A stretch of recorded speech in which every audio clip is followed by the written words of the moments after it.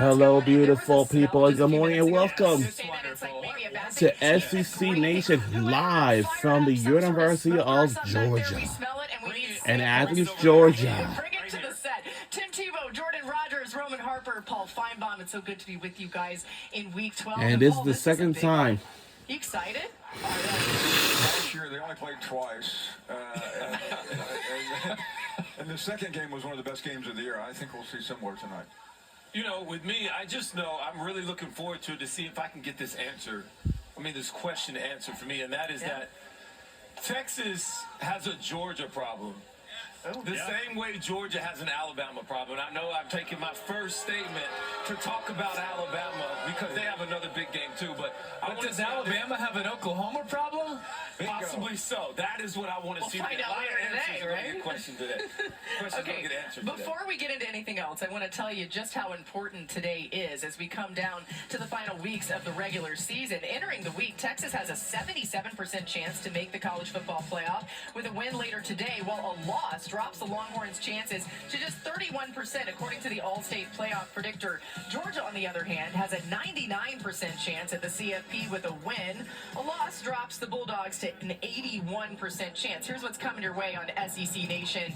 As Marty and McGee told you, we've got basically the whole conference on the show today. The best coaches in all the land. As Kirby Smart will be live on our set. We'll talk to him. We also have a special surprise for him that you don't want to miss. He's going to love it. He has no idea what's coming. And Mike Elko, the head coach of the Texas A&M Aggies, will join the show in just a little bit as well. The A&M in a great spot for the playoff. We'll talk to him ahead of a test against South Carolina. And I mentioned the CFP implications. It's not just here in Athens, also in that game in Tuscaloosa between Alabama and Oklahoma. We have some teams that could essentially be eliminated today from the college football playoff picture. But if they're able to go on a run, you never know what kind of comeback they could make. We're going to get more comments from everybody here in just moments, but we do now welcome the head coach of the Texas Longhorns, Steve Sarkisian, joining our show. Coach, we appreciate you taking the time with us here. And I just laid out those CFP implications. I know you're focused on coaching a game. How do you get the team to not worry about some of this outside noise ahead of a game today against Georgia? You know, the thing for us, Laura, we've kind of been down this road the last 2 years. You know, when we were our last year in the Big 12, we had lost to Oklahoma, and we had to win out to essentially make the Big 12 Conference Championship game. And we really had to win that game at the end to get into the college football playoff, and at that time was a 4-team playoff. And last year really wasn't much different either. You know, we had lost to Georgia in the regular season, and then we had to win out all the way until the end to win at Kyle Field to get into the SEC championship game. So we've kind of been down this road.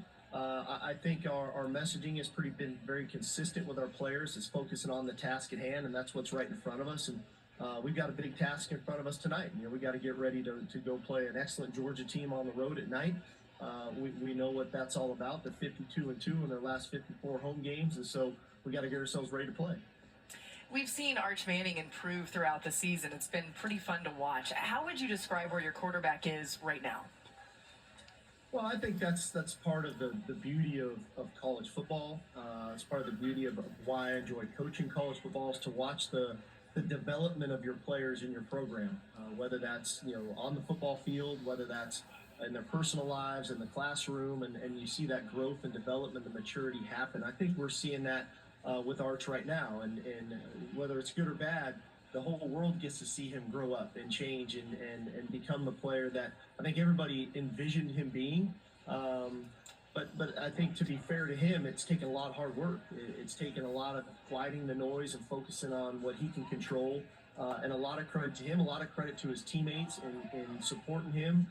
We're playing better around him, which I think helped him continue to grow and get better. But I'm very proud of him. He's playing at a high level right now, and you know, I just think that, you know, he's playing the game with a lot of joy. He's showing a great deal of leadership. We did it through the eye of a really big storm. And that's what great leaders need to do. They need to be there and stand tall when times are rough and times are rocky. And they were rocky for him earlier in the season. But he's on the other side of it now, and that's a great thing for us. That's well said. Kirby Smart's given him a ton of credit, too, and I know you and Kirby are friends. How would you put into words just the coaching matchup between the two of you, a bit of the cat and mouse game with strategy tonight? Well, it's a great matchup. As you all know, I have a ton of respect for Kirby. You know, Glenn Schumann, Will Muschamp. They got a lot of great coaches on their staff. It starts with Kirby. They've got great players, and Georgia always does. They've been the standard for the last decade in college football of recruiting to very specific measurables and football IQ at varying positions on defense. They make subtle adjustments to their schemes to make things difficult on you. They make great in-game adjustments to take away the things that you're trying to do. So that's all part of it, and that's part of your players trusting the plan as a coaching staff, making your own adjustments as the game moves on. But ultimately, it's going to come down to players make the plays. I mean, that is what it is. That's what this league is about. We can scheme up things all we want, both sides. But at the end of the day, players are going to have to make some plays tonight, and it's going to be interesting to see which side of the ball can do that. Yeah, as all of your players have said, and true on the Georgia side too, these are the games that you come to these schools to play. I mean, this should be a great one tonight. We can't wait to see you there, 7:30 Eastern on ABC. And thanks so much to Steve Sarkisian for joining our show. Appreciate y'all. Welcome. All right, so I thought that was interesting what Sark pointed out, just about how they have kind of been through some of these. What a beautiful, tests gorgeous recently morning for last year. But Jordan, what can SEC we learn Nation. about Texas tonight? And we're back in Athens, Georgia again. Like we had it for blow because they haven't the last two matchups. Georgia Ole Miss game. Total yards in the previous two matchups. Georgia was the more physical team, but what I'm looking forward to today most is Arch Manning. You heard Sark talk about it there. It's been a lot of hard work. I think you can easily overlook the fact that changing mechanics and changing your footwork takes a lot of work and a lot of reps, and he's playing so much better right now because his footwork has improved. I'll break that down later in the show. But the important thing here, there's been a lot of teams that have had good performances against Georgia. Really good performances against Georgia. And Georgia has continued to come back. Yes. It is going to take the best performance we've seen from Arch all year to beat Georgia. He's played really good the last 2 weeks. He needs to be great today. I totally agree. But this isn't the same Georgia team with their physicality that it's been in the past. Agreed. And so if there is a time where you can match their physicality, maybe it's now. Because Texas's front seven on defense is getting more physical throughout the season. They've played really well against Ohio State, but I believe that they've gotten better throughout the year. And also, I think what they did against Vanderbilt in the first half, that defense, they show up and they can play with anybody. The defense that showed up in the second half, though, that's not what you want to see between the hedges because you have to show up for 4 quarters. And I believe it's going to take a 4-quarter game for Texas to be able to get the dub. I just want to see if Texas can change the narrative. Sarkisian is 1-6 versus top 5 teams as the Texas head coach. Can you change that narrative? Because you guys are talking about all narrative things right now, things that have happened in the past. Can they change our opinion on these things? And that is another one that's coming up for Sark. Can he win the big game at Texas? He needs to do that. It's a great opportunity. If you do that, now everything else goes away, and now we can just talk about how great of a team they are. So much negativity there. I have a hard time with that. What I You find have a hard time with that. what I find extraordinary is that 6 weeks ago today we were in Gainesville, and this team laid an egg, and the season looked like it was dead. The fact that Texas has come back to this moment, I think, is an extraordinary tribute to Sark and to the entire team, especially Arch Manning, who was blasted more than I can ever remember a quarterback. So I don't know where they're going from here, but I still think they're alive, and I frankly think Texas is still alive, and I'm sure I'll be disagreed with by everyone on the show from here on. But even with a loss, if they can figure out a way to get home and beat A&M, I still think they belong in this playoff. I totally agree with you. But I think another thing that's not being mentioned is they say, Texas with the loss, and you have to go. But let's just say Georgia loses. We also got to remember, they play Georgia Tech at Georgia Tech, and remember that game last year? So it's not all sunshine and rainbows for Georgia either. This is vital for both teams. Georgia 13-4 against top 10 teams in the last 5 seasons. The most wins and best win percentage in the FBS in that span. They know how to win these games. But again,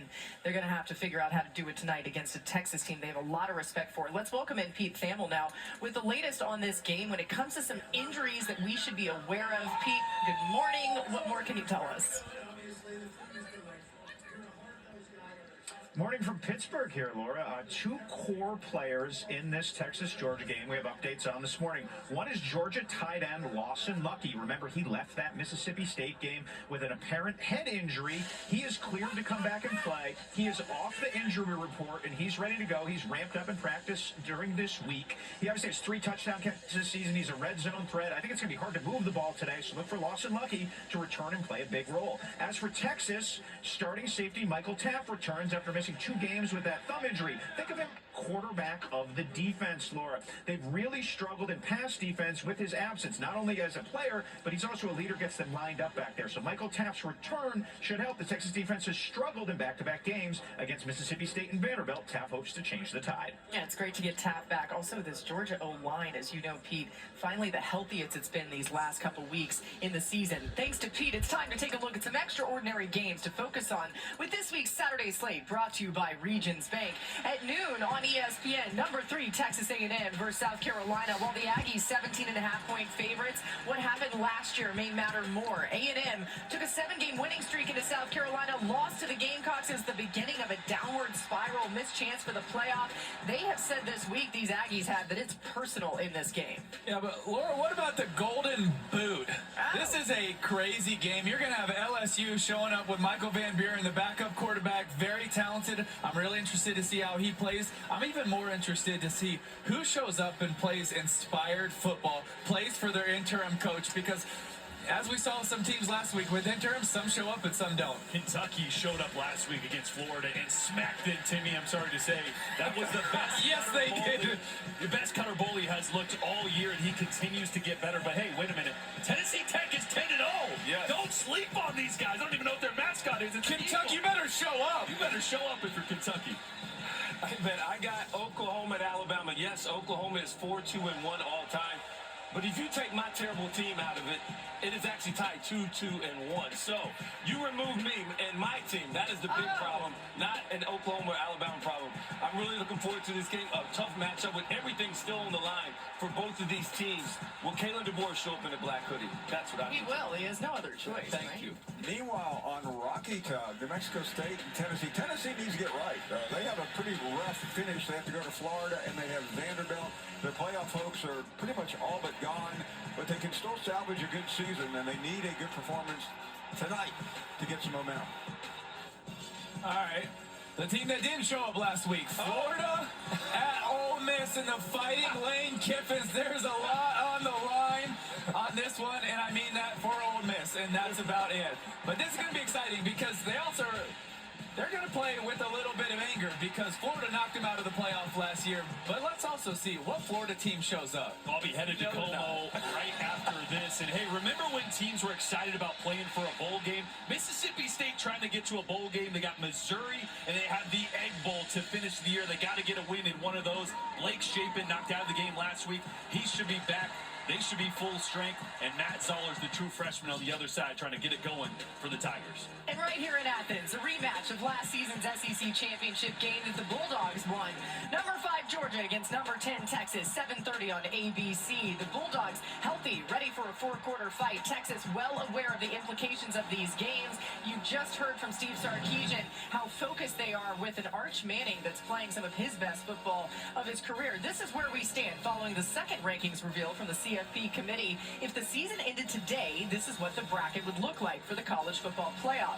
The SEC would have 5 teams in, with Oklahoma being the first team out. Let's welcome in Heather Dinich for more on this CFP and everything that's happened this week. And Heather, we just start with the implications of today. This is one of those Saturdays that you circle and say, this one really matters. How would you describe how it does affect the SEC's position?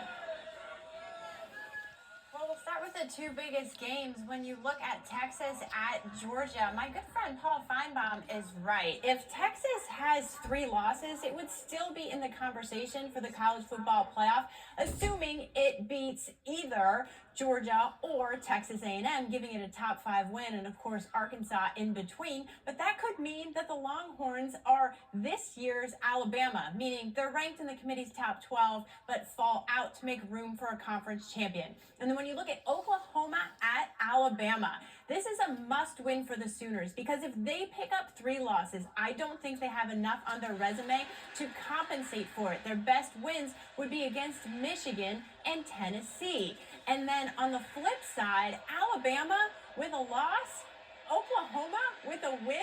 Oh my goodness, I don't know that there's anyone with a bigger opportunity today than the Sooners to get really into the college football playoff conversation because at number 11 right now, they're on the bubble. If they could add a top 5 win, that would be huge for their resume and their chances. Yeah, wild if that happens. By the way, our bracket said Oregon 8-1. They're 9-1. They did win last night. Heather, there was a shakeup in the college football playoff committee this week. What do we know? We know that Arkansas Athletic Director Hunter Yurachek is going to take over for Baylor Athletic Director Mack Rhoades as the chair of the College Football Playoff Selection Committee.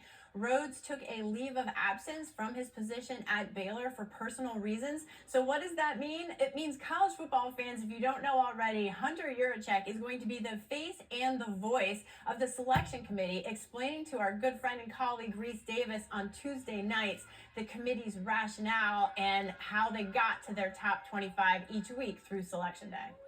All right, thanks so much to Heather for all of the context and the latest there. Paul, how does this shake-up in the committee affect anything? Well, first of all, it's a terrible look for the CFP when the face of your committee leaves, and we have no earthly idea why. It's not a good thing. Hunter Yurachek comes in. I don't think it matters other than he is now the TV spokesperson, which means he says very little. We get nothing out of it. But remember, he's not speaking for himself. He's speaking for that committee, which is why it's always gobbledygook. But I think it's really important what they say. We've talked about it several times when they say something and they put themselves in a bind and everybody holds them to it. I think it's really important how it's communicated, those conversations, and then the rankings from it.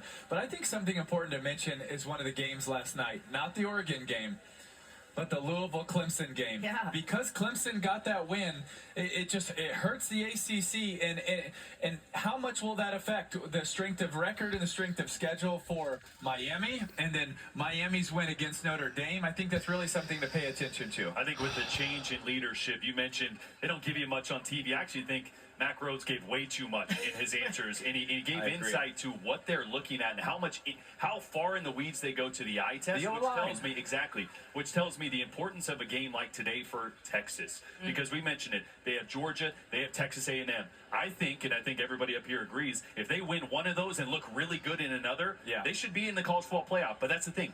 How well do you look in a possible loss? If you win both, you're good. But if you lose one of them, these committee members like to dive into the weeds. How'd your offensive line look? How many sacks did you give up, right?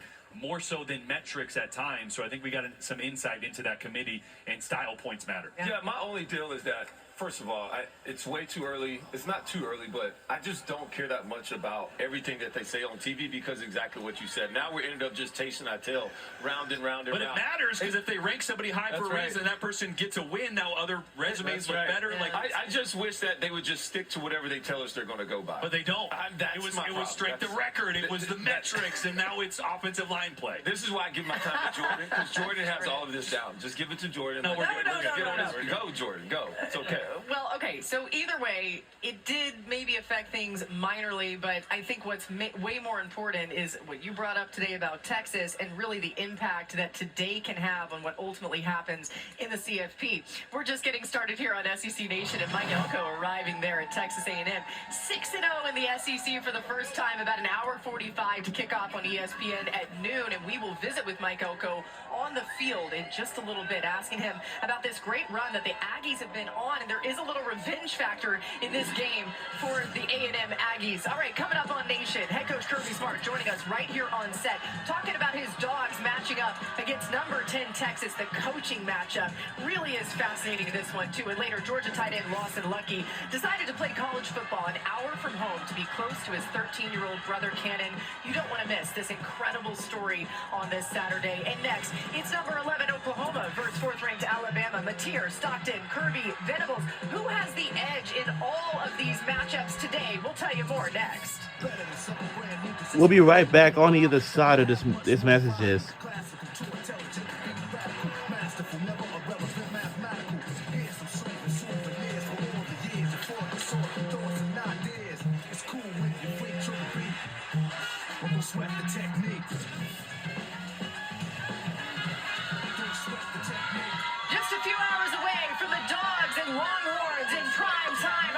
Dog has made his way over here to the SEC Nation site. We'll be back from Myers Quad in just 60 seconds. Don't go anywhere. We'll be right back on the other side of these messages.